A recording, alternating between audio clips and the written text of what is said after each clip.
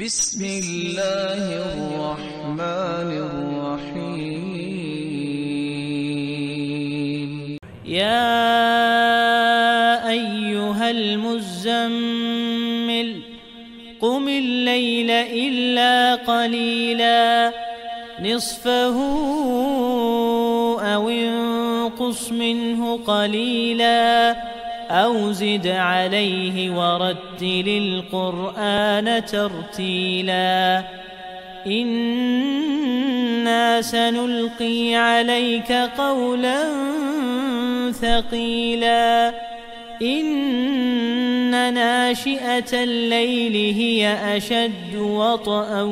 وأقوم قيلا إن لك في النهار سبحا طويلا واذكر اسم ربك وتبتل إليه تبتيلا رب المشرق والمغرب لا إله إلا هو فاتخذه وكيلا واصبر على ما يقولون واهجرهم هجرا جميلا وذرني والمكذبين أولي النعمة ومهلهم قليلا إن لدينا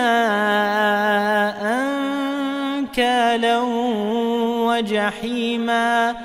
وطعاما ذا غصة وعذابا أليما يوم ترجف الأرض والجبال وكانت الجبال كثيبا مهيلا إنا أرسلنا إليكم رسولا شاهدا عليكم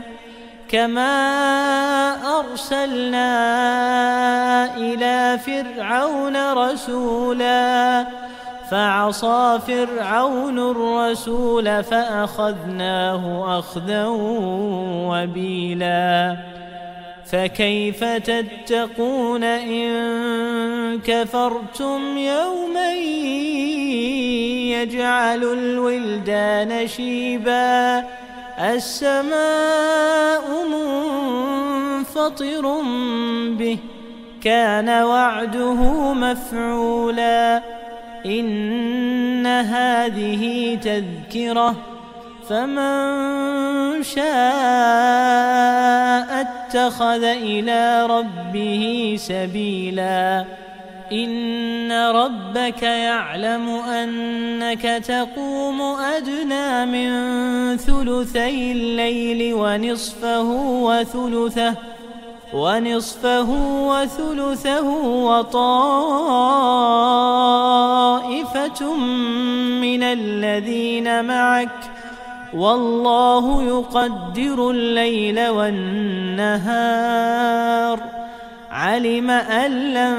تحصوه فتاب عليكم فاقرؤوا ما تيسر من القرآن علم أن سيكون منكم مرضى وآخرون يضربون في الأرض يبتغون من فضل الله وآخرون يقاتلون في سبيل الله فاقرؤوا ما تيسر منه وأقيموا الصلاة وآتوا الزكاة وأقرضوا الله قرضا حسنا